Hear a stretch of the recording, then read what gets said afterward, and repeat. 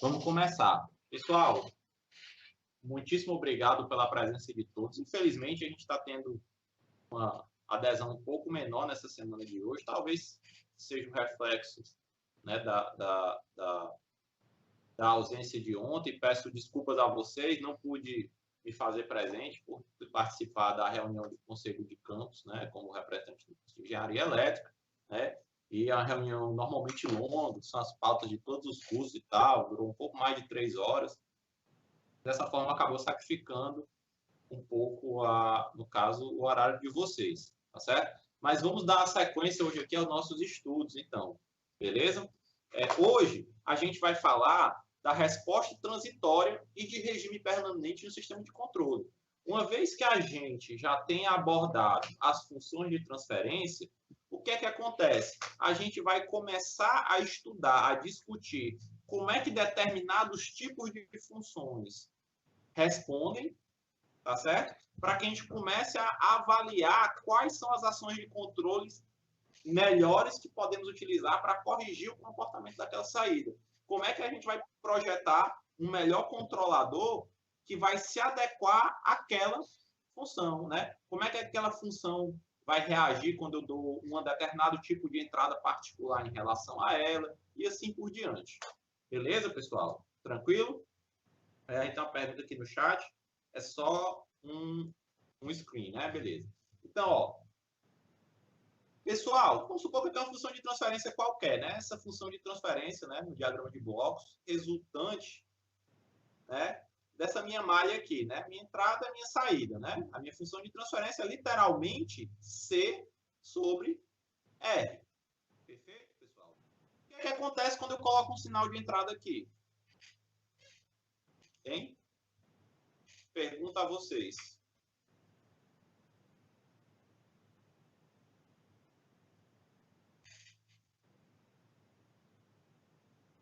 Hein, galera? Está todo mundo sem café em casa, tem ninguém nem digitando. O que é que acontece quando eu injeto um sinal aqui em um bloco? O que é que acontece com a saída? Ninguém, galera.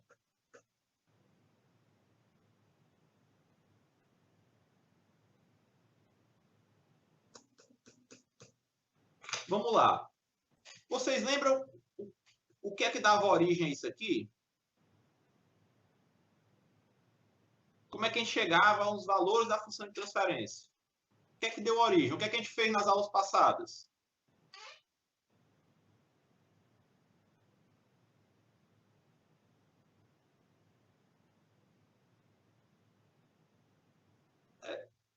Antes disso, sim, essa função de transferência tem uma realimentação, mas vamos supor que seja uma função mais simples, só um G, que não tenha realimentação, mas que eu achei uma função de transferência.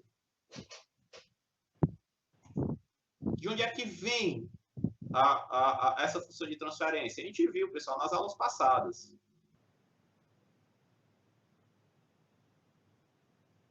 Isso. Jerônimo colocou muito bem aí. A minha função de transferência, ela advém, né, da minha modelagem matemática das equações diferenciais de um problema físico, de um problema real. Não é isso, galera? A Vládia está digitando.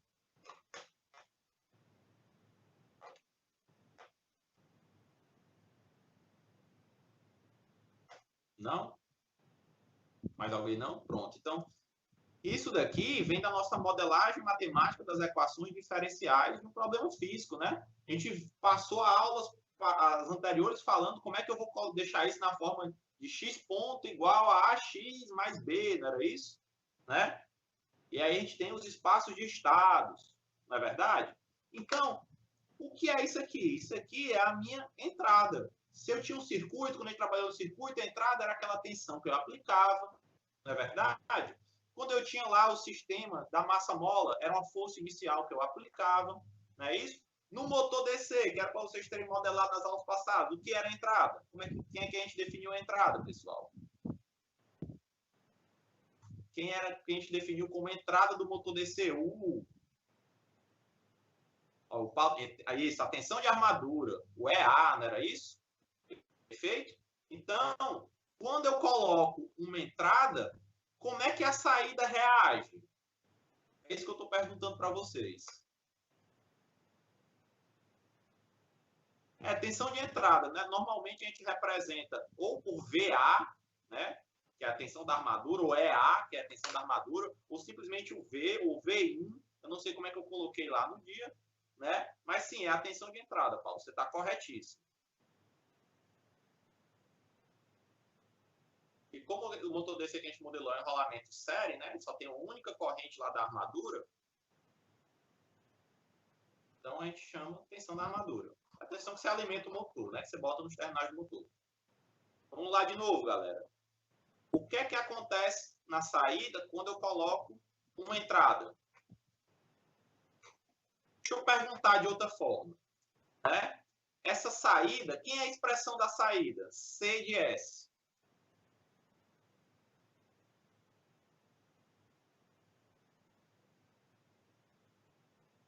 Quem é a equação da expressão da saída? C de S ali.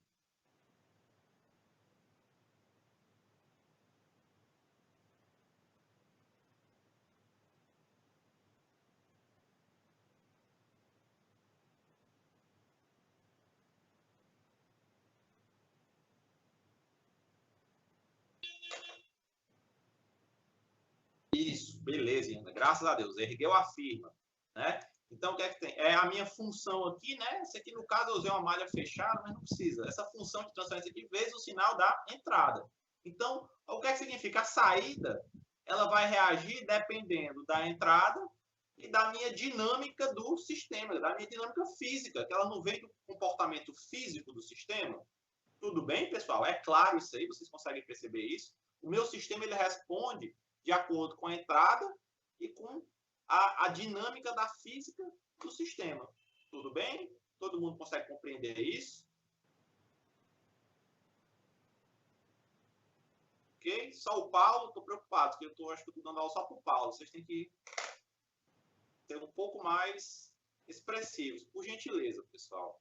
Me dê um feedback aí para eu saber se pronto. O Felipe também conseguiu compreender, Vlad também. Obrigado, pessoal. Então, o que é que eu tenho? Né? Para calcular a saída, eu tenho que multiplicar a função de transferência pelo sinal de entrada. Exatamente como vocês falaram. Então, eu posso matematicamente encontrar o sinal temporal da saída, como é que a saída se comporta ao longo do tempo, né? Através da transformada inversa desses caras. Sim ou não, pessoal? Vocês entenderam? Da forma que a gente está vendo, a gente tem um sistema no domínio da frequência, em S. Perfeito? A gente transformou porque era mais fácil o diagrama de blocos. Mas se eu fizer a transformada inversa dele, eu tenho uma equação no tempo que eu posso substituir os valores temporais e achar como é que se comporta o gráfico da entrada. Sim ou não? Vocês entenderam isso? Vocês se lembram lá do sistema linear da transformada inversa de Laplace? Ponto. Então, vamos ver um exemplo muito simples. O exemplo mais simples que tem. Esse exemplo aqui, ó, vamos supor que nessa função de transferência aqui. É a função de transferência do circuito RC. Ele é dado por 1 sobre TS mais 1. Beleza? Onde esse T está a correlação entre R e C. Beleza? Tá certo? Quem seria a transformada inversa desse cara aqui? Quem seria o sinal C de T, utilizando a transformada inversa de Laplace, para se esse meu sinal de entrada fosse um degrau, ou seja, fosse o sinal 1 sobre S. Vocês lembram do exercício que eu pedi, das transformadas de Laplace lá da tabelinha? Aí se pagar, esse exercício eu pedi ainda quando estava nas aulas presenciais. Não sei se vocês lembram. O que eu quero que vocês façam? Sabendo que esse sinal aqui é 1 sobre S, a entrada que eu apliquei, né, é 1 sobre S, quando eu multiplicá-la, né, o meu C de S vai ser 1 sobre TS mais 1 vezes 1 sobre S. Quem é a transformada inversa disso aí? Façam aí. Vamos lá, pessoal. Já mete aí no Google. Transformar a tabela de transformada de Laplace. vou dar uma dica. Utilize a forma fatorada, né? Faça esse produto e depois divida em duas frações. Uma fração mais outra fração, que é a transformada de inversa, é a soma das duas transformadas. Beleza?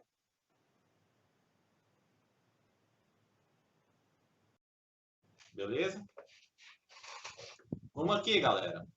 Então, o que é que eu tenho? Ó, vocês estão colocando U, mas na verdade é 1. Eu já defini que o meu R, que é a minha entrada, era 1 sobre S. É isso?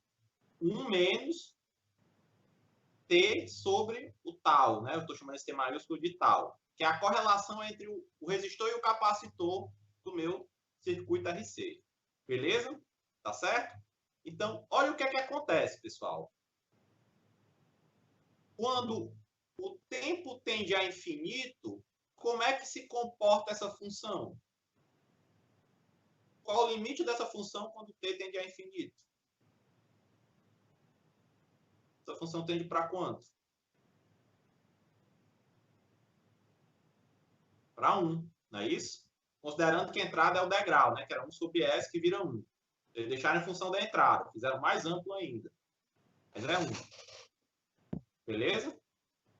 Então, olha aí, ó. Inicialmente, a resposta, ela sai do zero, quando eu tenho isso aqui, 0, é isso? E no fim, ela assintota para 1, não é isso? Ó? Beleza? Então, é uma curva de resposta exponencial, onde no valor, quando t for valor igual ao tal, que é e elevado a menos 1, tá certo? Isso, ó, 1 ou de t, beleza. É porque é sinal de a própria entrada, né? Porque eu posso ter um degrau de maior amplitude, apenas com ganho. Perfeito? Tá certíssimo. Então, quando t for igual ao próprio tal, né, o valor da resposta é 0,63. Ou seja, eu tenho esse gráfico aqui, ó. Não é verdade, pessoal? Tranquilo? Quanto menor esse tal aqui, mais rápido ele sobe. Beleza? Utilizei a transformada inversa de Laplace. Tá certo? Então, o que é que acontece? Eu posso encontrar matematicamente o comportamento da saída através da transformada inversa. Quando eu tenho essa transformada inversa, se você pegar aquela tabela lá, você vai ver que você vai ter termos associados a um expoente no tempo. Esses expoentes, pessoal, estão intimamente ligados aos meus polos da função de transferência. O que são polos? São as raízes desse denominador. Não é isso? Olha o que é que acontece. Se esses polos fossem negativos, o que são negativos? Significaria que esses expoentes seriam negativos. E significa que esse valor tende a 0. Não é isso? Perfeito? Então, isso acontece quando eu tenho polos no semiplano esquerdo, se eu tenho esses polos negativos. Tá certo? Esses sistemas, lá na frente, a gente vai trabalhar em relação à estabilidade. Ou seja, esse denominador aqui, ele pode dizer, sem a gente testar nada, só olhando para a função de transferência, se o meu sistema é estável ou instável, por causa dessas exponenciais aqui. Mas, na verdade, no momento em que eu estou trabalhando só com essa questão da resposta transitória, esses expoentes negativos, aquela parcela daquela soma da função temporal, elas vão zerar quando o termo tende elas vão zerar, né? Ou seja, o termo tende a 0 quando o tempo tende a infinito. Beleza? Foi aquilo que a gente estava falando aqui. Tá certo? Então, dessa maneira, a gente pode afirmar que o sistema encontra-se em um regime permanente e a sua saída já haverá alcançado o valor final. O que é isso? O que é que eu quero falar com isso? Nesse caso aqui, ó, quando esse termo tende ao valor final dessa exponencial, o meu valor da função tende a não mudar mais. Correto? Olha aqui, ó. Perfeito? Então, o que é que eu tenho? Eu tenho que, a partir de um determinado momento, eu saio desta parte, né? Em que a minha resposta no tempo ela está se modificando e ela vai se estabilizar num valor final, né? E eu posso definir, então, esse parâmetro, que é esse momento em que essa resposta para de mudar e assume esse valor final, como tempo de acomodação, né? Do inglês, algumas bibliografias que vocês vão encontrar, vai estar como settling time. Perfeito? Né? Esse tempo de acomodação vai ser um novo critério de desempenho para avaliar esses meus sistemas, né? O que é o tempo de acomodação? A gente vai definir ele aqui como o tempo necessário para a curva de resposta alcançar e permanecer próximo o suficiente do seu valor final. Por que eu digo próximo o suficiente? Quase isso, Paulo, quase isso. Quase o joelho da curva. O que esse joelho da curva é um outro tempo que a gente vai já explicar, né? Que vai ser a constante de tempo do sistema, né? Mas esse valor final é o valor em que eu tenho que a minha função está ou a 5% ou a 2%, dependendo do critério que eu uso, né, do valor final. Porque eu sei que essa exponencial, né, ela vai assintotar para o valor, né? Ela só vai alcançar aquele valor do infinito. Ela vai crescer mais pouquinho, né? Depois que ela chegar próximo daquela assíntota. Beleza? Então, esse tempo de acomodação é o tempo necessário para essa minha resposta temporal chegar normalmente a 5% ou a 2% do meu valor final, né, da minha resposta, né? Então, dessa forma, o que é que eu tenho aqui? A partir de agora, eu vou enxergar esse meu sistema quando eu injeto um sinal, quando com a dinâmica dele vai se comportar da seguinte forma. Eu tenho uma parte, um período transitório em que o sinal está buscando aquele valor final, ele está se movendo, se acomodando, buscando aquele valor final, que vai depender da dinâmica do sistema, e depois um valor final, o qual ele não vai mudar, que ele se estabilizou, passou dessa parte transitória, e que também dá informações a respeito daquele sistema. Ambos o valor final e transitório são igualmente importantes, né? O valor transitório ele tem a ver com aqueles polos, né? Por quê? Porque ele está associado intimamente àquela exponencial do meu sistema. E o valor final, quando eu estou trabalhando com o sistema, ele tem a ver com a relação de onde o sistema vai parar, que valor o sistema vai alcançar. Ou seja, ele está se relacionando à precisão da saída daquele sistema. Quando eu vou projetar um sistema, ou projetar um controlador para aquele sistema, né? A capacidade daquele sistema de alcançar aquele valor com um erro tolerável que eu vou projetar tem a ver com a precisão daquele sistema. Tem mais ou menos, pessoal? É a diferença para aquele set point. É um erro isso aí, tá certo? Mas a capacidade dele estar muito próximo desse erro, de acordo com o projeto, tem a ver com a precisão desse sistema. Beleza? Até aí, mais ou menos, pessoal. Tudo bem? Podemos avançar um pouco mais? Vamos lá. Então, o que é que eu tenho? A resposta temporal do sistema linear vai ser dividida em duas fases. A parte transitória e a parte permanente, como a gente viu lá naquela equação, né? A parte transitória vai essa questão do estado inicial final, né? E a resposta estacionária é o comportamento à medida que o sistema, o tempo assintota ao infinito, né? Tende ao infinito. Então, a resposta do sistema é composta por essas duas contribuições, né? Então, eu tenho, né, de acordo com a entrada, essa resposta do sistema, que tem uma parte transiente, tem uma parte depois em valor final. No entanto, se eu tiver uma entrada do meu sistema bagunçada, o que é que eu quero dizer com bagunçada? Deixa eu colocar de uma outra forma, talvez seja um pouco mais formal. Difícil de correlacionar seus valores de entrada com a saída, fica difícil identificar quando ele está passando pela parte transitória e quando ele está assumindo o regime permanente.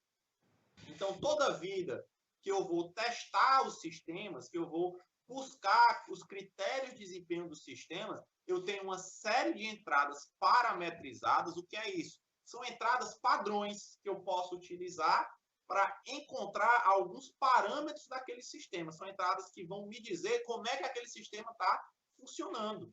Tá certo, pessoal? Então, eu tenho algumas entradas pré-definidas que em sistemas de controle a gente vai usar para que, de acordo com o sistema responda, eu consiga obter informações sobre o sistema. Né? Então, para avaliar o sistema, eu tenho que definir essas entradas testes padrão que vão nos permitir identificar o desempenho do sistema e avaliar quais são as medidas de controle que a gente vai tomar para conseguir projetar o sistema dentro das nossas especificações. Tá certo, pessoal? Então, o que eu tenho? Eu tenho algumas entradas, alguns sinais, uma série de sinais na manga que eu vou usar para jogar nesse sistema e vou avaliar a resposta desse sistema, tanto o regime permanente quanto o estado transitório. Tranquilo, pessoal, até agora? Sim, não, mais ou menos.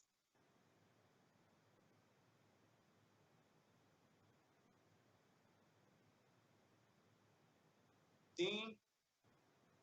Tem mais alguém digitando? Eu não estou enxergando. Tranquilo? Beleza. Então, vamos avançar. Opa, o Joaquim está digitando. Vamos lá, pode ser uma dúvida. Não?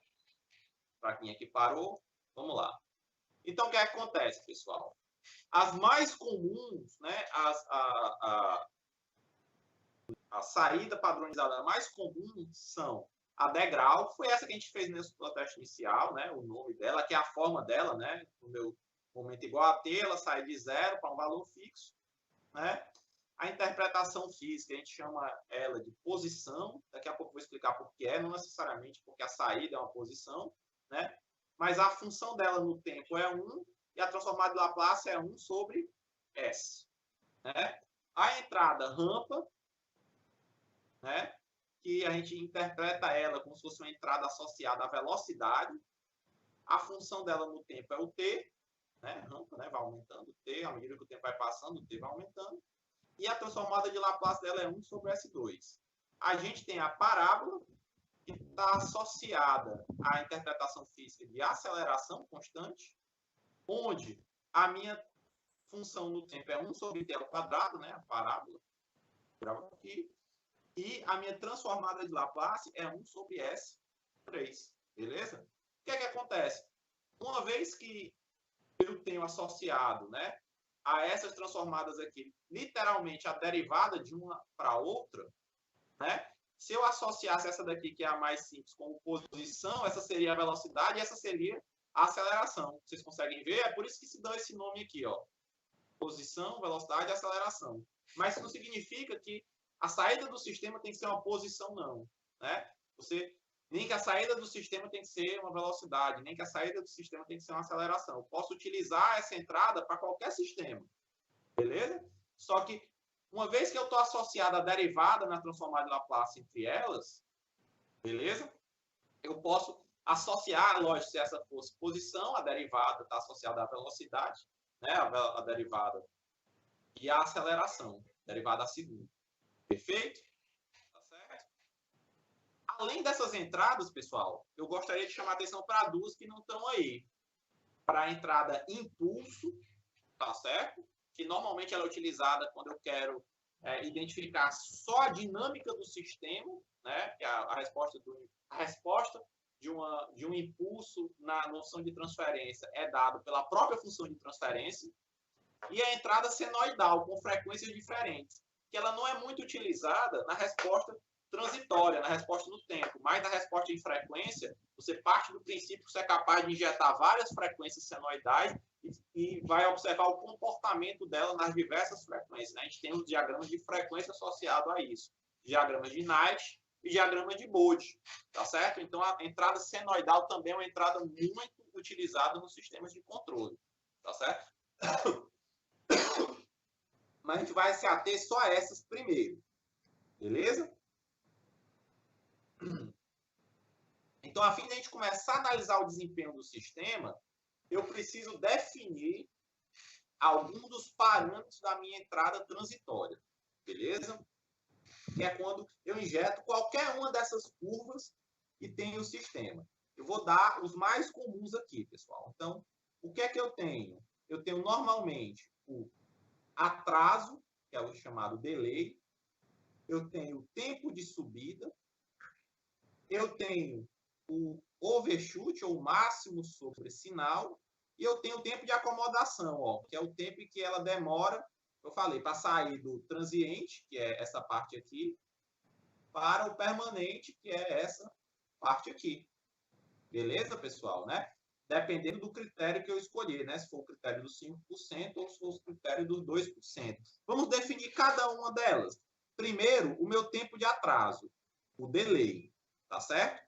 Vocês podem ver aí na curva que o delay é o tempo necessário para ele alcançar metade do meu valor da entrada, né? O tempo necessário para sair da atingir metade do valor da entrada. Esse cara aqui. Então, esse tempo aqui que ele demorou é chamado de atraso ou delay, né? Tempo de delay. Tranquilo, pessoal?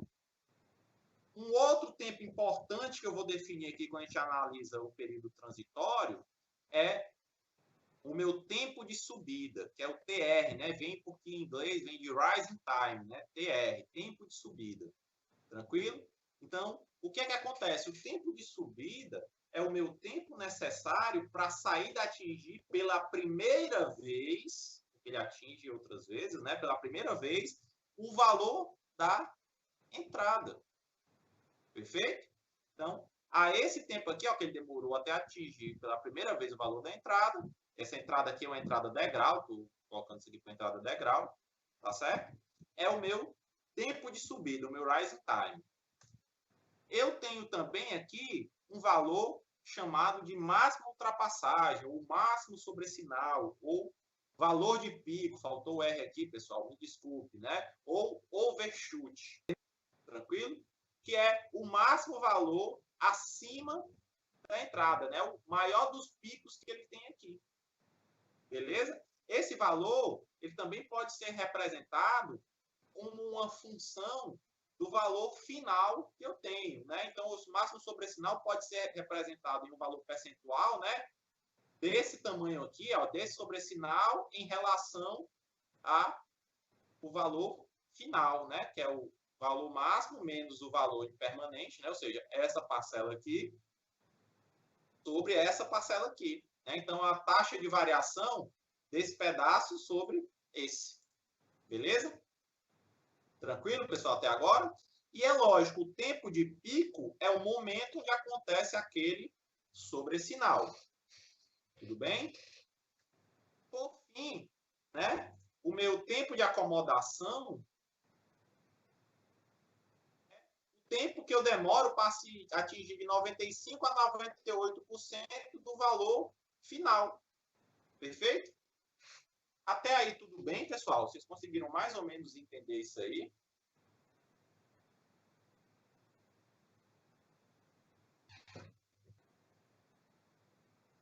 Sim. Esse gráfico aí, pessoal, a gente vai se deparar muito com ele, porque ele é um gráfico característico. Ó, o Felipe é muito fácil, tudo bem, Felipe, mas à medida que a gente for avançando no curso e trabalhando cada vez mais com esses fatores, a gente vai começar a identificar mais. Por exemplo, o que eu estava dizendo agora é que esse tipo de resposta ela é muito comum, é uma resposta degrau, sistema de segunda ordem. É clássica isso aí que vocês estão vendo. Então, daqui a pouco isso, você vai bater o olho e vai identificar isso aí. Mas é por isso que eu quero que a tarefinha de hoje a gente vai começar a mexer no MATLAB. Eu quero começar a ver isso daí. Tá certo? Vou esperar um pouquinho, vocês estão digitando.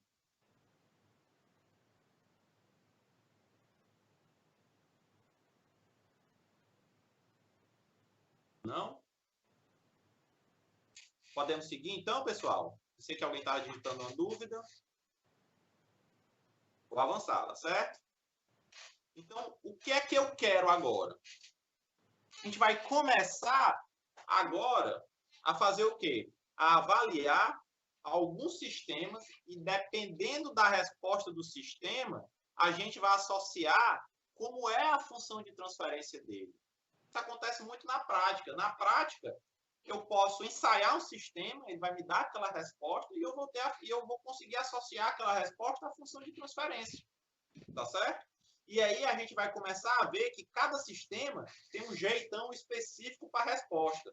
Por exemplo, esse sistema aqui, ó, do circuito RC, é a forma padrão como um sistema de primeira ordem responde. Já esse sistema aqui, ó, forma padrão, como o sistema de segunda ordem responde. A gente vai já estudar, talvez não hoje, mas a gente vai estudar essa questão do sistema de primeira e de segunda ordem, tá certo? Aquele de primeira ordem é característico, por exemplo, do circuito RC. Esse segunda ordem é característico, por exemplo, do motor DC. Perfeito? Do circuito RLC. Tá certo? Mas para isso, a gente conta com a ajuda do MATLAB. Por quê? Essas transformadas inversas de Laplace nem sempre são simples como essa que a gente fez. Na verdade, de forma real, elas normalmente são muito mais complexas. E eu tenho que usar alguns métodos para ou construir essa curva, ou quando eu tenho fenômeno e às vezes é muito complicado levantar os parâmetros, quem é o momento de inércia, quem é o coeficiente de atrito viscoso de determinado amortecedor, quem é a constante de determinada mola. O que é que você faz? Você ensaia, você joga uma entrada conhecida, a partir da resposta daquele sistema, você levanta a função de transferência. Vocês entenderam nessa vantagem que eu tenho? Então, o sistema real, injetando aquelas funções conhecidas, ele vai responder para a gente como é a função de transferência dele. Por quê? Porque essa função de transferência ela tem um jeitão baseado nos polos e nos zeros dela. Vocês entenderam mais ou menos?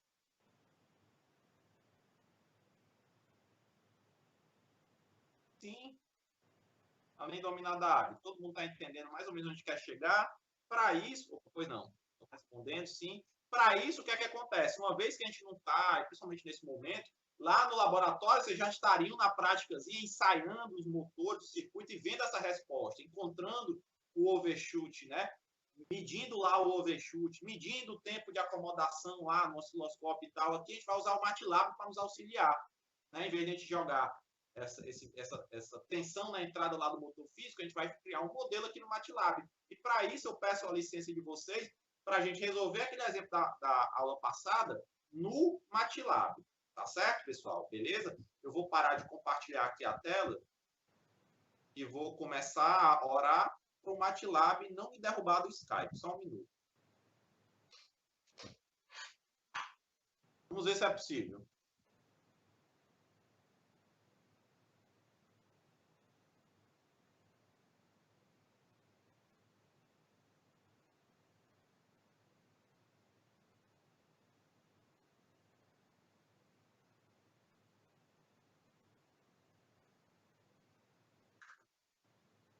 Botando o ventilador para ver se roda ao mesmo tempo. Eu estou pensando em, como eu vou mudar a tela para o MATLAB, estou pensando em ver se eu tiro o vídeo para ver se ajuda, se é menos processo, não sei. Vou tentar aqui.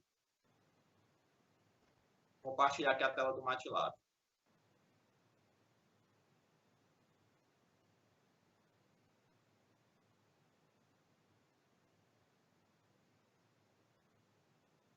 Vocês conseguiram ver, pessoal, aqui a tela do MATLAB? Rufem os tambores. Sim? Opa! Sucesso, hein? Beleza? Tranquilo? Deixa eu só dar um exemplo. Deixa eu só perguntar uma coisa. Sejam honestos, pessoal. Quem nunca nem abriu o MATLAB aqui, por favor. Sejam honestos. Não precisa. Só para eu saber aqui que nível de detalhe eu tenho que falar esse começo. Tem alguém zerado em MATLAB aqui? Já abriu, mas também só beleza, tem problema. Mas quem aqui tá zerado, nunca nem abriu, conhece só o ícone, porque, enfim.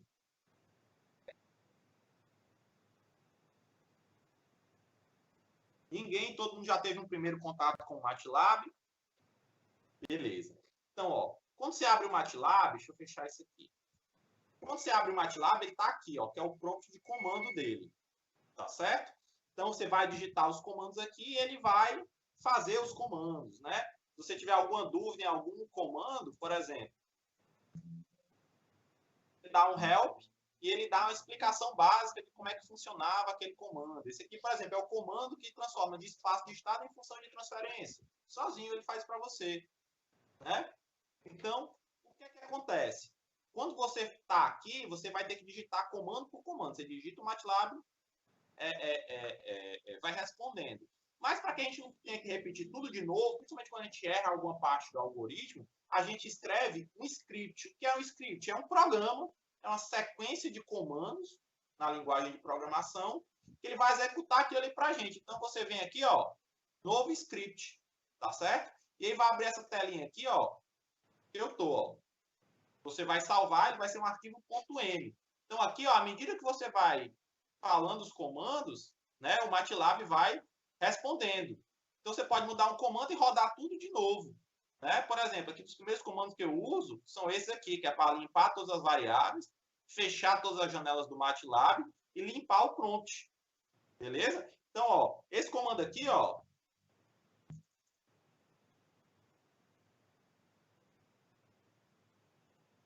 tá certo? No prompt. Aqui, quando eu rodar o script, apertar aqui o run, ele vai executando essas linhas. Quando ele chegar na linha 12, ele vai fazer o comando CLC, vai fazer o comando close all na linha 11, né? Beleza? Vocês entenderam mais ou menos? Então, isso aqui é um script, é um arquivo. Então, quando eu fechar aqui, o prompt de comando vai perder as variáveis tudo, né? Mas eu posso refazer muita coisa aqui pelo script, né? Sem precisar digitar de novo. Tá certo, pessoal? Tranquilo até agora? O MATLAB, ele tem uma linguagem muito similar à linguagem C, só que o MATLAB é uma mãe. Aceita tudo. Você não precisa declarar variável antes, você não precisa fazer ponteiro, não precisa fazer nada. Tá certo? E já tem tudo quanto é tipo de função que você imaginar na face da Terra, já tem lá no MATLAB. Tranquilo? O Paulo está digitando. Eu vou esperar um pouquinho, pode ser uma dúvida. Não, Paulo? Posso seguir? Então, vamos lá. Então, vocês lembram da questão que eu pedi para casa, do motor DC? Aparentemente, só um de vocês fez. Mas vocês lembram daquelas equações? A gente fez aqui no diagrama de bloco. Vocês, pelo menos, quem não tá com ela na memória aí, é porque eu não vou poder abrir aqui também, estou com medo do MATLAB me derrubar. Mas abra os slides aí daquela outra que a gente fez o diagramazinho de bloco, tinha todas as equações. Você lembra dela? Sim ou não, galera?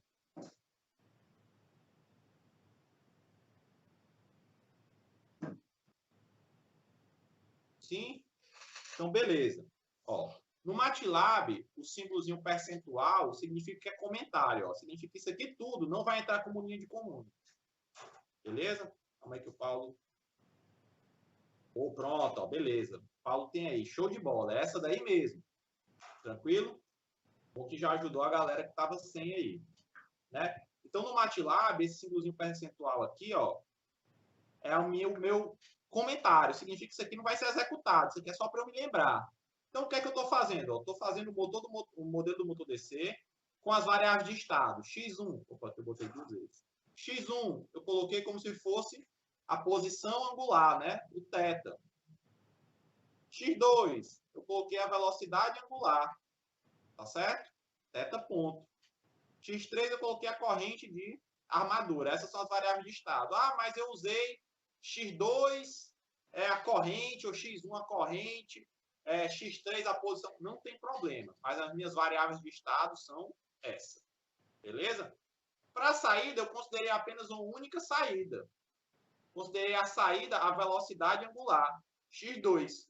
Ah, mas eu fiz para posição angular. Não tem problema, pessoal. Mas se eu quisesse fazer, inclusive, múltiplas saídas, eu ia declarar aqui Y1 e Y2 aqui, né? Por exemplo, Y2 eu poderia declarar, né, a velocidade de posição angular. O que é que define? No caso, ia ser X1. O que é que define as minhas saídas, pessoal? O que é que vocês acham? Quem é que vai dizer que saídas eu vou considerar quando estou modelando isso aqui? Vocês entenderam a pergunta?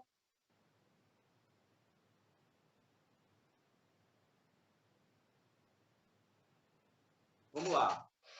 Quando eu estou modelando o sistema, as variáveis de estado a gente já sabe que são aquelas que estão correlacionadas com os nossos elementos armazenadores de energia. São as derivadas integrais da vida que tem lá. Né? Então, eu tenho uma derivada integral em relação à posição e outra à velocidade, né? Porque eu vou até a aceleração. Né? Então, uma vai ser a outra, a derivada da outra. Tá certo? E a minha corrente de armadura, porque eu tenho aquele indutor lá. Então, essas variáveis aqui são amarradas. Mas a saída, eu posso escolher. O que é que diz o que é que eu vou escolher a saída? Por que é que eu estou olhando aqui a saída como velocidade angular e não como posição angular? Ou não como as duas?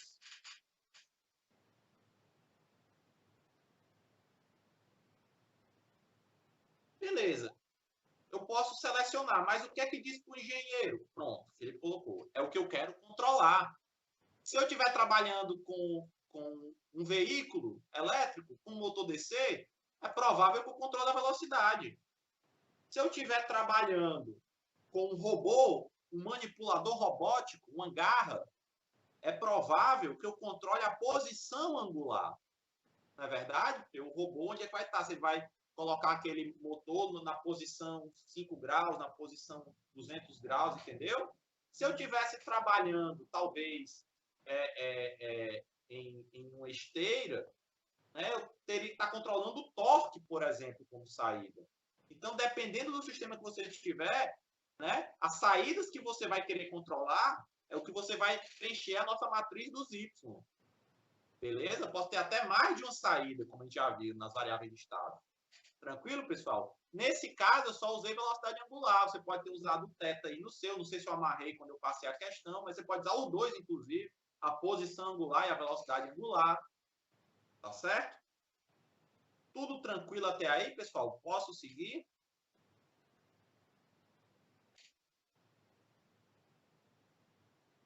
Sim? Então, pronto. Nesse caso, eu deixei só a velocidade angular. Tá certo?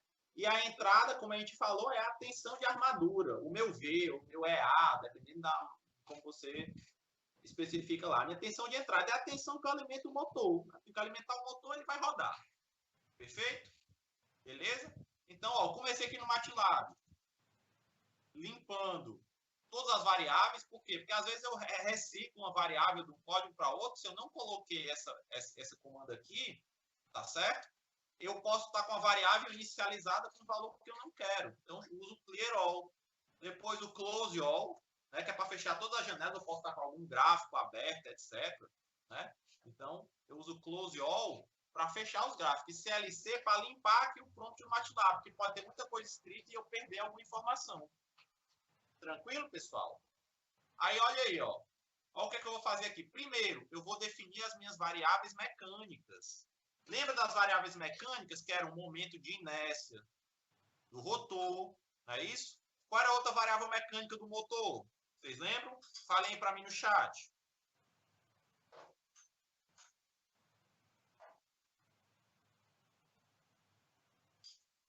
Alguém, galera?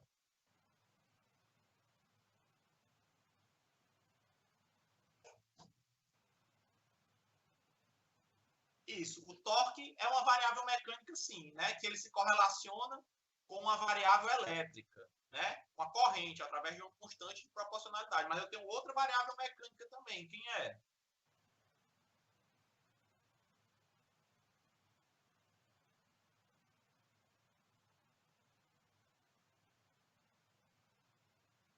Isso, né? Na verdade, é o coeficiente de atrito viscoso. Exatamente. Está correto, Joaquim. Então, o torque, Paulo, é uma variável mecânica, mas eu não vou escrever ele, porque quando eu vou escrever ele, eu vou escrever em função de outras variáveis, que é o K, que é a constante de proporcionalidade, né, da máquina, do enrolamento da máquina, vezes a corrente de armadura.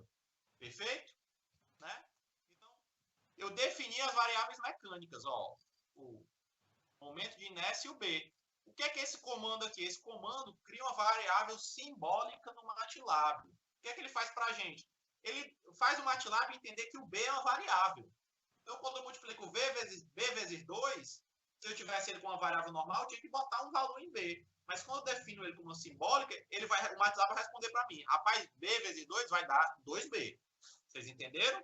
O MATLAB, a partir daquilo ali, vai entender aquilo como uma variável. Vai fazer as contas igual como a gente faz. Tranquilo, pessoal? Vocês entenderam? Aí vou definir as minhas variáveis mecânicas, as minhas variáveis elétricas, as minhas constantes de proporcionalidade, que é a constante lá do torque, e a constante da armadura, que é da força contra a eletromotriz, né, que é proporcional à minha velocidade de rotação do motor, Perfeito? E por isso, por último, vou definir o meu S. Perfeito? Que é o meu operador de Laplace. Tranquilo, pessoal? São as variáveis que eu tinha lá quando eu ia fazer a minha espaço de estado, né? Eu vou ter as matrizes que vão depender daqueles coeficientes, né? E depois eu vou fazer S, I, menos A, vezes C, não é isso? A inversa disso aí. Tranquilo, pessoal? Aí olha o que eu tenho, ó. Vou botar as equações, que a gente já viu na aula passada essas equações, pessoal. Se você tem os slides aí, pode abrir. Meu momento de inércia vezes a derivada segunda da posição, né? Que é θ, 2 pontos, né? Por isso que eu botei isso aqui. Mais o meu coeficiente de atrito viscoso vezes a derivada primeira. Acho que isso aqui era até um menos, pessoal. A derivada primeira da posição, né? A minha velocidade, o atrito é proporcional à velocidade, é igual ao torque mecânico, né? Que é o K vezes a corrente. Não é isso? Essa é a equação mecânica. E a equação elétrica? Quem é? É a tensão que eu vou aplicar, a tensão da armadura é igual a corrente vezes a resistência, mais na indutância lá, né? A tensão lá é a indutância vezes a derivada da corrente, mais a força contra a eletromotriz, que é dado pelo K vezes a velocidade angular, né? Ou seja, que é o θ, ponto, né? Derivada da posição angular, que é a velocidade angular, a velocidade do rotor. O quão rápido o rotor gira. E aí vou tomar minhas variáveis de estado. É isso, ó. O meu x, que é a minha posição angular, a derivada da posição angular, quem é, pessoal? Não é a velocidade angular? Que eu defini como x2? Então, na minha primeira equação, eu tenho x ponto igual a x2. Beleza? Tranquilo? Na minha segunda equação, x2 ponto, né? Ou seja, é a derivada da minha velocidade angular, também conhecida como aceleração. É isso, ó, que é dessa equação aqui, ó. Meu x2 ponto é igual a isso aqui, outro lado, dividido por j. É isso, ó. Então, é KI dividido por j vezes x3, né, que foi o valor que eu dei para I, para a corrente, menos coeficiente de atrito viscoso sobre j, né, passei para o outro lado, vezes x2, que é a minha velocidade angular. Tá certo? E por último aqui eu tenho a minha equação elétrica. É isso que é x3. Perfeito? Ó, o que é que eu fiz? Ó? Deixei a derivada da corrente desse lado e passei isso aqui para o outro lado, isso aqui para o outro lado. Né? Então, x3 ponto é igual a 1 sobre LA, né? Que é 1 sobre LA vezes o EA, que é o U, que eu defini como U, né? Ó, U é a tensão de entrada na armadura. Menos RA sobre LA, né? Esse aqui foi para o outro lado, com um sinal negativo. X3, perfeito? Né? RA sobre LA, né? Passei o L dividindo. X3, que é a corrente, menos a força contra a eletromotriz, né? Que é o K vezes X2 sobre o L, né? O L veio daqui dividindo. Então, era K vezes a velocidade, né? Que é o X2 que eu já coloquei, ficou K sobre L, X2. Perfeito? Então, o que acontece? A saída, eu coloquei que era só a velocidade angular. Se eu quisesse colocar que era a posição, eu fazia isso. Se eu quisesse colocar que eram os dois, fazia isso. Perfeito? Mas vou usar minha matriz C só com uma saída, para dar uma função de transferência apenas. Perfeito? Então, vou começar a preencher as minhas matrizes. Lembrando, como são as matrizes lá? X ponto igual a AX mais B. É isso? Vou preencher essas matrizes. Se você fizer com calma, baseado nessas equações aqui, você vai obter essas matrizes aqui, pessoal. Perfeito? Pessoal, tá um pouquinho de eco. Tem que alguém mutar o microfone. Seria possível? Beleza, obrigado. Mas, Paulo, eu pedi para você mutar, mas se você fosse perguntar alguma coisa, fica à vontade, eu dou uma parada, tá certo?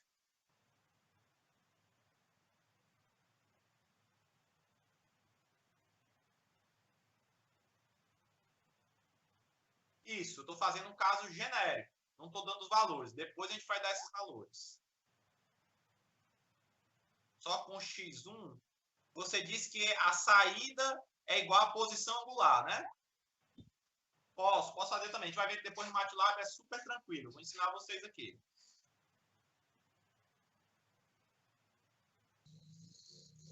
Ou seja, é como se o seu motor tivesse colocado num robô e não num carro. Não é isso?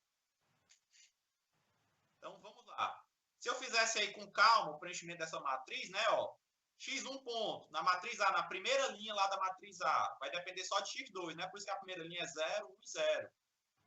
O x2 ponto, né, não depende nada de x1, menos b sobre j de x2 e k sobre j de x3, não é isso? Ó? A segunda linha. Perdão, a segunda linha daqui para cá, beleza? Tranquilo? E o x3, né? Não depende de x1, né? x2 está correlacionado a menos KB sobre LA e x3 menos RA sobre LA, por isso que é a matriz A. E vai ter um lá na matriz B, né? 1 sobre LA, que tem em função da entrada, beleza? No MATLAB, para eu declarar matrizes, eu uso o colchete, separo os elementos da mesma linha pelo espaço e os elementos da coluna com ponto e vírgula. Ele já faz direto a matriz. Perfeito? Essa matriz C, como o Paulo falou, é porque eu quis que a saída fosse... Eu quis que a minha saída fosse a velocidade angular. Se eu quisesse que a minha saída fosse a posição, eu fazia isso. Eu sabia calcular sozinho. Mas vou voltar aqui à velocidade. Beleza? O que é isso aqui, pessoal? Isso aqui, eu estou criando a matriz identidade de ordem 3. Por quê? Eu vou precisar dela para a minha inversa, SI menos A. Perfeito? Até aqui, tudo bem, pessoal? Tudo tranquilo?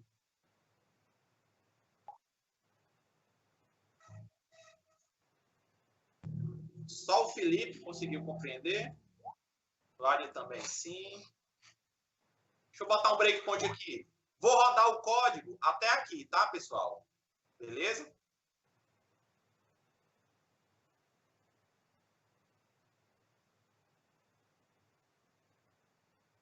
Olha aqui o que ele me respondeu. Ó.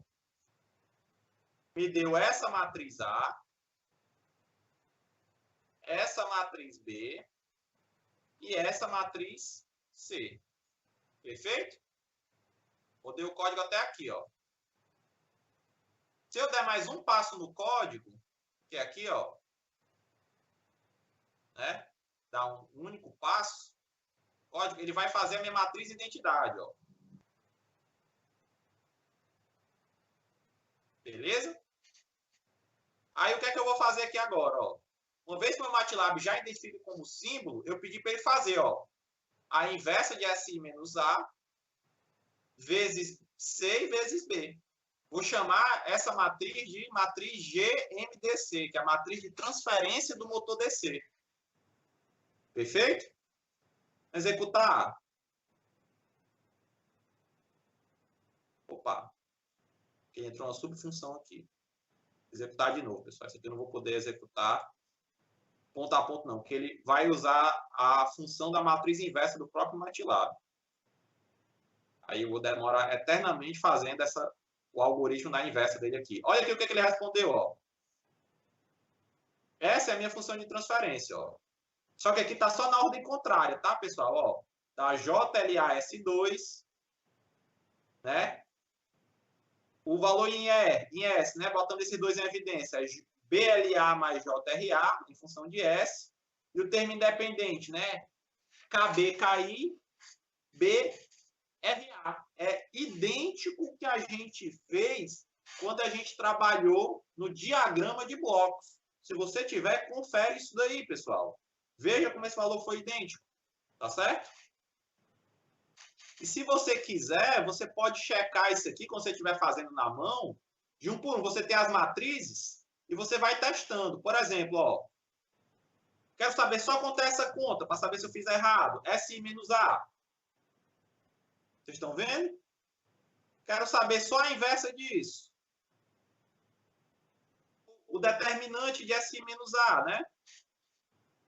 Determinante ANS. Por que esse ANS? Ó? Porque sempre o último resultado ele guarda nessa variável ANS. Ó. Determinante. Beleza? Ele não faz assim? Aí eu vou conferir se o determinante deu certo.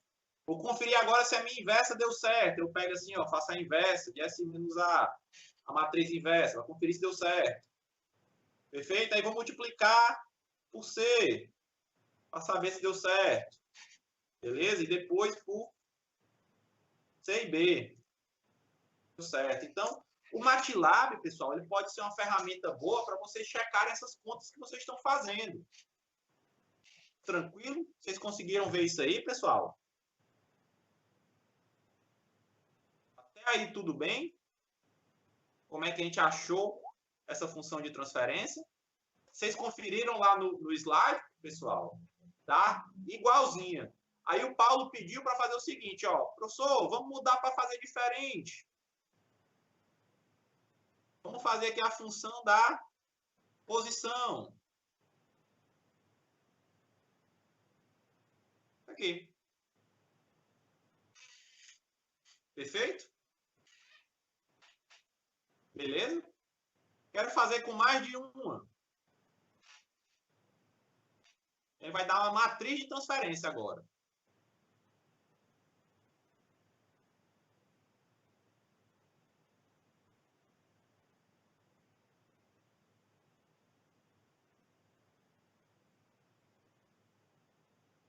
Opa, acho que eu errei alguma coisa. Ele só está dando um aqui, eu não estou conseguindo ver. E não deu certo, pessoal. Vou olhar o que foi errado aqui. Na hora que eu tenho isso aqui, não é só um aqui não, tem que botar na matriz C. É verdade.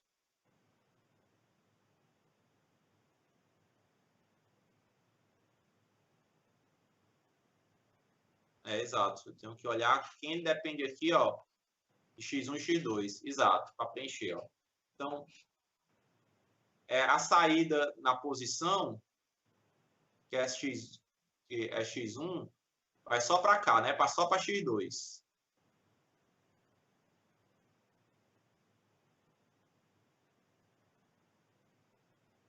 Mas essa daqui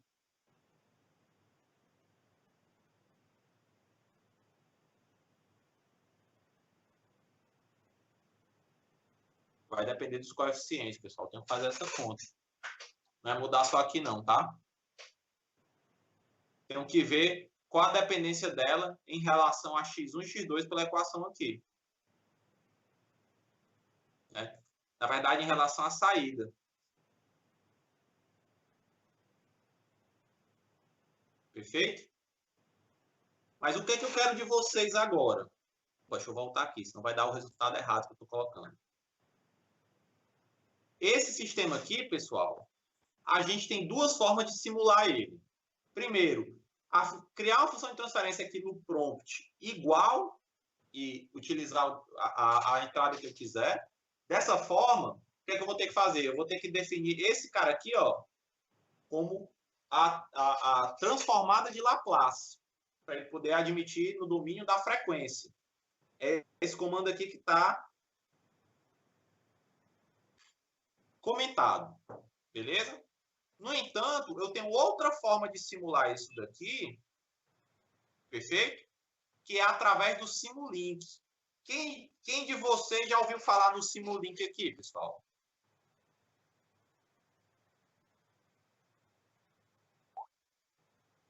Paulo já ouviu falar, mas já ouviu falar, né?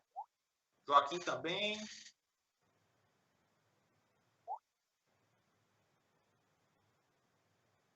O Simulink, pessoal, ele faz parte do MATLAB, tá certo?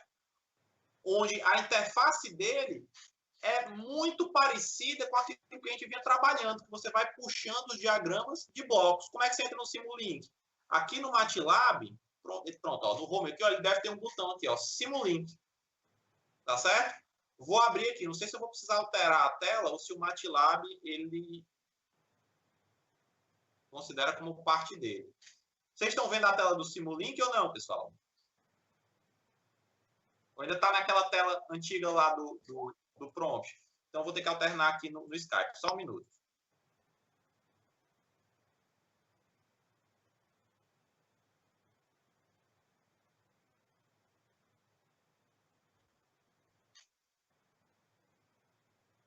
Apareceu o Simulink aí?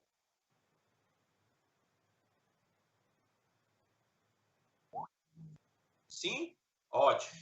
Aí, ó, aqui ele já tem alguns exemplos preparados, e você vai encontrar, inclusive, o exemplo com um bloquinho do motor DC já feito, tá certo? Mas a gente vai trabalhar com o nosso, né? Aqui tem todo tipo de sistema, pessoal, ó. Hidráulico, transmissão automática do carro, tem de drone, tem de tudo. Se você for mexer aqui, você tem tudo. Mas a gente vai criar um bloquinho do nada, tá certo? Então você vem aqui, ó, novo, modelo em branco, tá certo? E nesse... deixa eu ver aqui agora. Eu vou ter que mudar de novo no Skype, só um minuto. Ele vai criando, considera sempre como se fosse um software novo.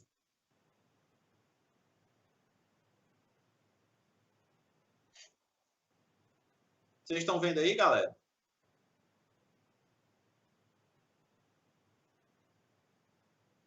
Vocês estão vendo aí o Simulink?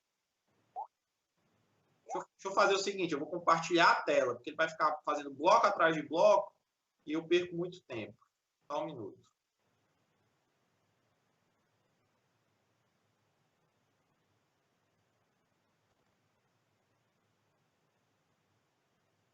Vocês estão vendo aí a minha tela?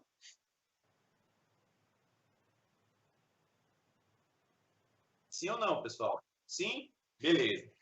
Aí, o que é que eu quero que vocês façam? O Simulink, ele tem uma estruturazinha aqui, ó, de blocos, que é muito intuitivo, que é muito intuitivo de usar.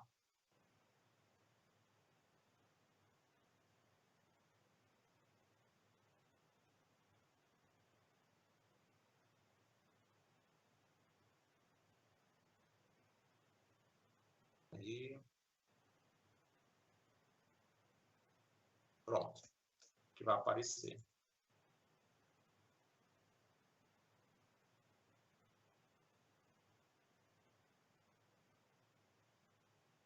Tá, botar por cima aqui. Pronto.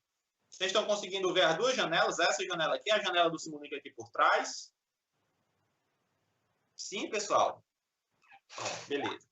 Aí aqui, ó, tem os bloquinhos padrões do MATLAB e tem muito provavelmente quase tudo que você vai precisar já pronto. Mas mesmo se não tiver, você pode criar o seu próprio bloco, tá certo? Então, o que é que eu quero fazer? Eu quero colocar o bloquinho do motor DC. Como é que isso vai ser feito? Ó, eu vou botar um bloco contínuo. Eu não encontrei o motor DC, a função de transferência dele, ó. Então, eu vou fazer, ó, eu tenho a função de transferência, eu vou botar um bloco de função de transferência. Vou pegar aqui, ó, arrastar. E aqui, ó, eu vou ter um bloquinho de função de transferência. Perfeito? Onde eu posso dar uma entrada e observar a saída dela. Beleza? Só que o motor TC, a função de transferência é essa, sim ou não, pessoal? Não, exato. Então, ó, eu venho aqui, ó, dou 2 cliques e ele vai me dar os parâmetros. Quem são? Aqui são os coeficientes do numerador e do denominador. O que é que ele quer dizer com isso? Ele quer dizer o seguinte, ó. Eu vou colocar aqui os coeficientes que eu vou ter no numerador em relação a S. Então, é o termo do maior de S, depois do seguinte menor, até o termo independente. Quando eu boto só um, significa que é o termo independente de S. Se eu botar dois uns aqui, eu vou ter o termo em S, que vai ser 1, e o termo independente, que vai ser 1. Se eu botar 10 em 1, por exemplo, ó, vai significar que vai ser o termo em S vai ser 10 e o termo independente vai ser 1. Vai ser 10S mais 1. Ó. Colocar. Tá vendo? Se eu colocasse, por exemplo, ó, 5, 10 em 1, significava que vai ser 5S2 mais 10S mais 1. Opa.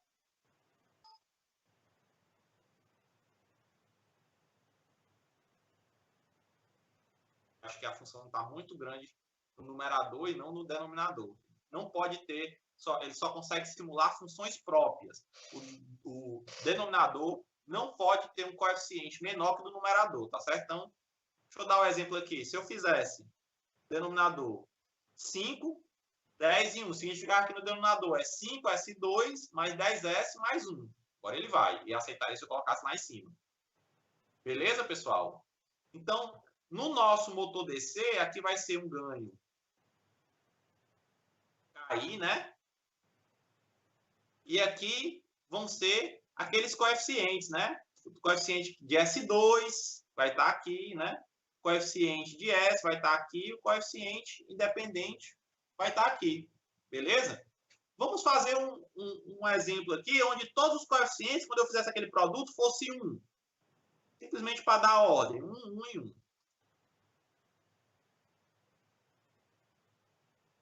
Quando eu fiz aquele produto, deu tudo 1. Beleza? Tranquilo, pessoal? Significa o quê? Que no MATLAB, ó, quando eu fiz isso aqui, ó, o JLA deu 1, né? O BLA mais JRA deu 1 e o BRA mais KBKI também deu 1. Tá certo? Foi tudo 1. Perfeito?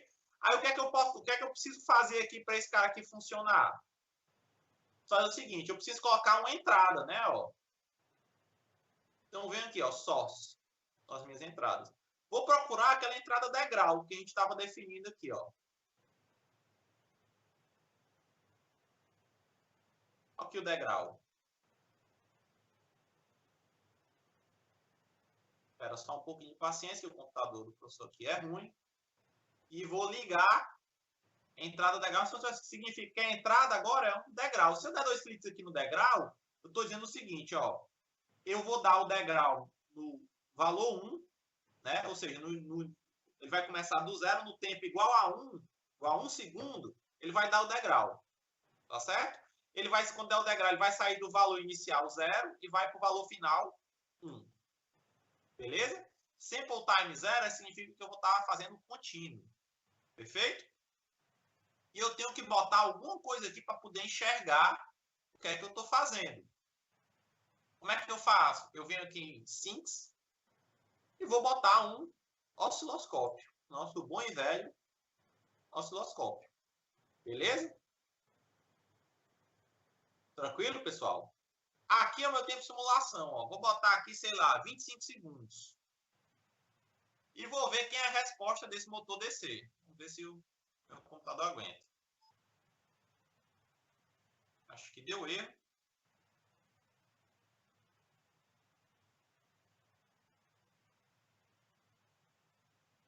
Não, não deu erro não, acho.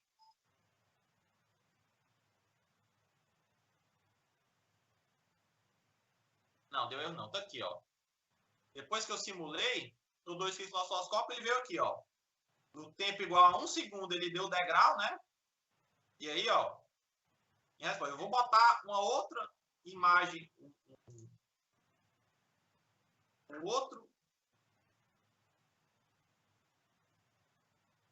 uma outra entrada aqui para acompanhar o degrau. Deixa eu ver como é.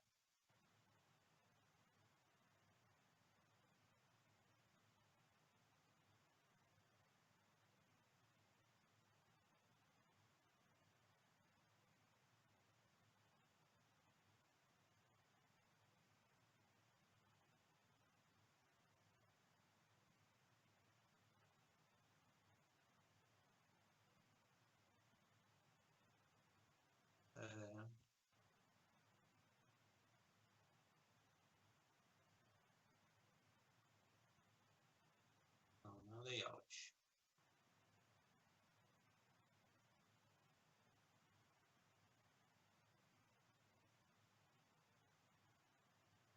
Tá aqui, ó. Número de entradas, vou botar 2. Tá vendo aqui, ó? Depois disso apareceu outra entradinha aqui. Aí o que é que eu vou fazer isso? Eu vou botar aqui, ó, porque o que é que tá significando que eu tô fazendo?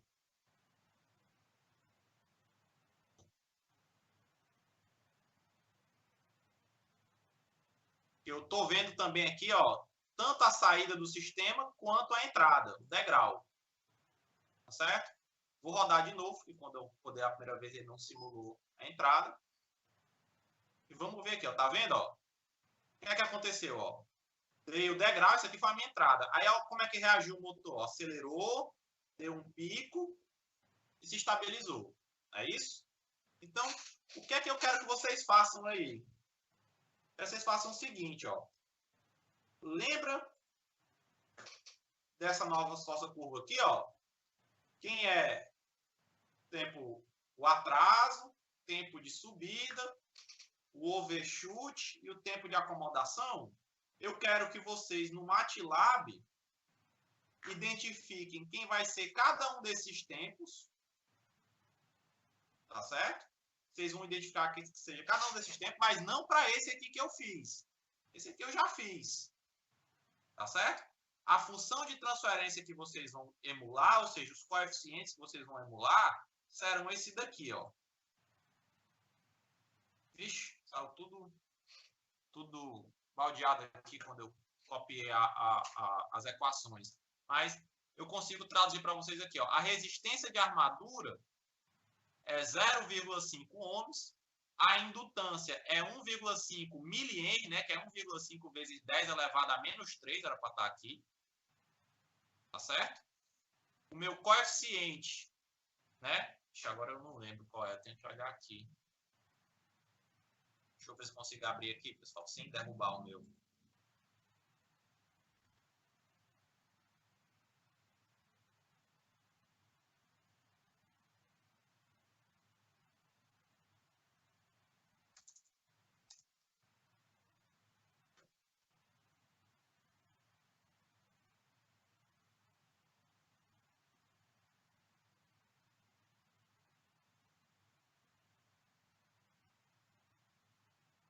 Tentar levar para hoje, ver se não aparece.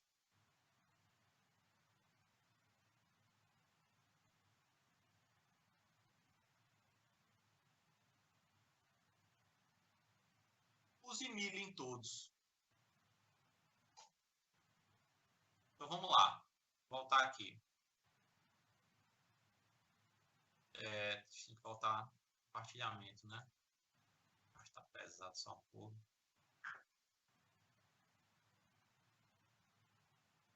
Pronto, vamos lá.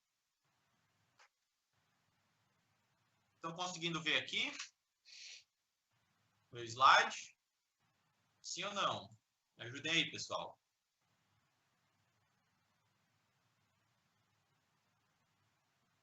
Sim? Beleza. Então, ó, eu quero que vocês façam lá no Simulink uma resposta para um motor que tem a resistência de armadura meio ohm, a indutância 1,5 milihenry, momento de inércia 2,5, utilize tudo mililitro por metro aqui, utilize 10 a menos 3 aqui. Né? A constante do torque 0,05 Newton por ampere, a constante da força contra a eletromotriz 0,05, certo? E o coeficiente de atrito viscoso 1 mili também. Beleza? Então, vocês vão pegar isso, jogar naquela continha que a gente tinha feito já, tá lá no MATLAB, né? Jogar naquela continha, certo? Ver quem são os coeficientes lá no meu Simulink de S2, S e o coeficiente dependente. O meu KI já está aqui sozinho, né? O que vai ficar no numerador vai ser 0,05. E eu quero que vocês apliquem uma entrada degrau e identifiquem qual é o tempo de overshoot, quem é o tempo de delay, quem é o tempo de subida, quem é o tempo de acomodação e etc. Ficou claro, pessoal?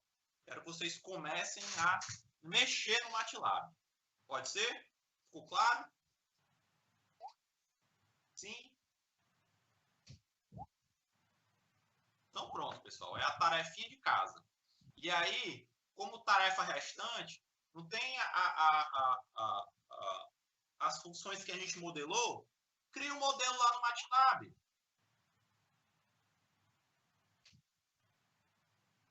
Sim, tem como passar aquele script, sim. Posso passar o código aqui, até copiado, você copiar, e posso passar posso passar o arquivo do script. O que é mais interessante? Fazer o 2.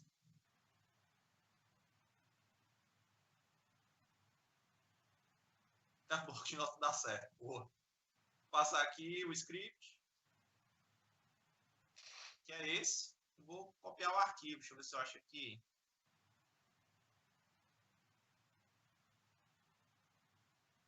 Tem documentos, MathScript. Aí. Beleza? E você só faz abrir lá no MATLAB. Se você quiser o segundo, se você não, você vai copiando, vai vendo aí direitinho.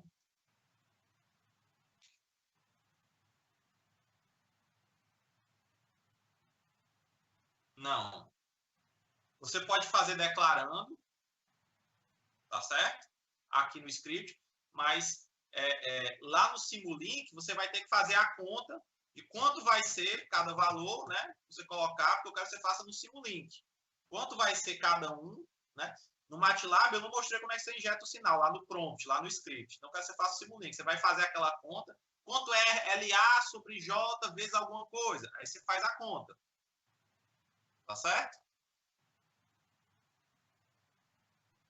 E aí, joga lá o degrau, identifica. Isso, só substitui lá o termo de S2, o termo de S e o termo independente.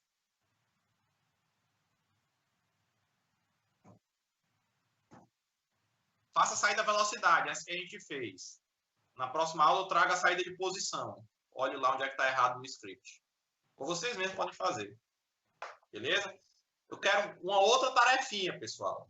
Beleza? Lembra aquela nossa matriz 4x4? Daquele sistema com as duas massas. Aquele sistema tinha duas massas, as molas nas pontas e uma mola amortecedora entre as massas. Vocês lembram dessa questão? Sim. Eu quero que vocês façam ela no MATLAB, tipo esse script aqui que eu dei, para saber quem é a função de transferência, tá certo? Lá só tem uma entrada e uma saída. Para saber que, eu acho que não, perdão, tem uma entrada e duas saídas. Para saber quem é a função de transferência, saber quem é aquela inversa, para conferir com o que vocês eram para ter feito, pelo menos. Beleza? Então, duas tarefas. Então, é o motor CC com aqueles parâmetros no Simulink e no MATLAB, aquela questão das duas massas. Aquela de quarta ordem lá.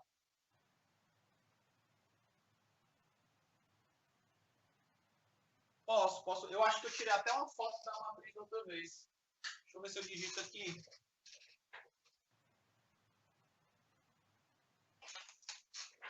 Agora, pessoal, vocês eram para ter essas matrizes.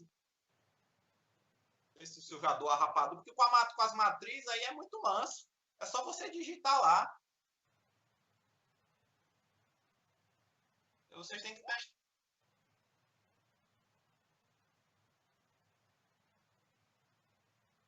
Quem mais fez? Quer só conferir? Só dois. Na mesma metade tiver feito, eu entrego a rapadura aqui.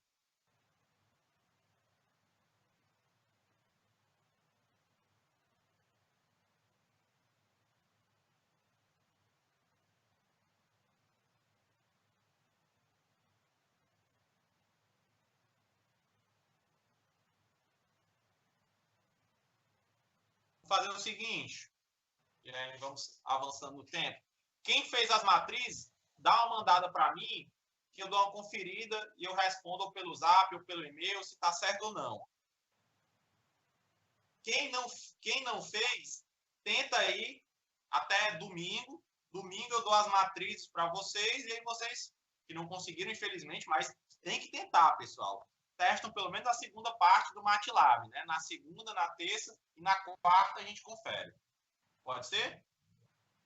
Beleza, mas eu quero que vocês tentem, pessoal, pelo amor de Deus. Beleza? Então vamos lá, vamos começar a mexer com o MATLAB, que a minha intenção é que o nosso trabalho que a gente vai fazer aqui, estou bolando como é que vai ser, tem uma parte que é a parte teórica, você tem que fazer as contas, e aí você joga essas contas no MATLAB para construir um sistemazinho onde você vai tirar determinados parâmetros, tá certo? Beleza? Mas para isso eu preciso que vocês comecem a usar o MATLAB. Se tenho que perceber que o MATLAB está sendo utilizado com sucesso.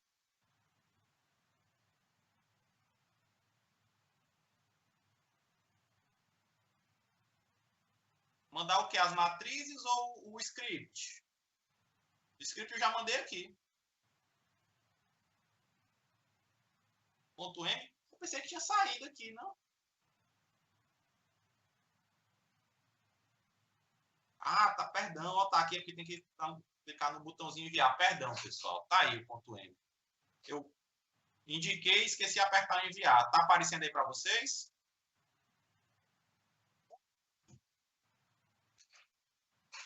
Ó, a P1 eu estou pretendendo fazer quando a gente passar essa questão do transitório, a gente vai estudar de primeira, de segunda ordem, tá certo? Como é que eu modelo, como é que eu identifico, e aí a gente pode ter matéria suficiente para passar a P1.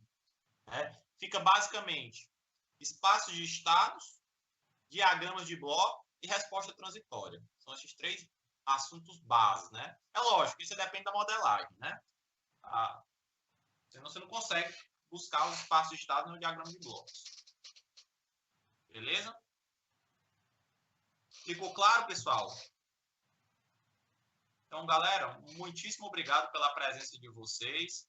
Deem sequência aos seus estudos. Espero que estejam todos em segurança. E vamos continuar. Tem alguém digitando. Beleza. Quarta-feira, a gente está aí, pessoal. Tentem aí aquela função lá, por favor, pessoal. Porque senão não adianta. Se eu ficar dando só a resposta, não vale de nada. Beleza, galera? Fiquem com Deus. E, opa, eu estava dando tchau aqui, não estava nem com a tela, com a câmera compartilhada. Obrigado, pessoal. Então, fiquem com Deus e até a próxima, galera. Tchau, tchau.